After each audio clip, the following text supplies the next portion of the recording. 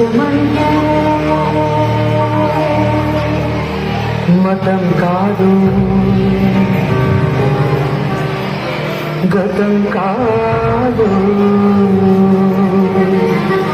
అడవి కాదు, గొడవ కాదు, అన్న చేతి గన్ను కాదు, క్షుద్రభేదం పాడుతున్న ఉగ్రవాదం కాదు కాదు, తీవ్రవ్యాధిగా మారుతున్న తీవ్రవాదం కాదు కాదు.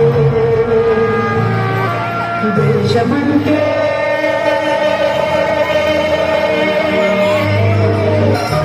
గట్టి నుండి గగనమంటిన కుంభకోణం కాదు కాదు, చట్ట సభలో పట్టుకున్న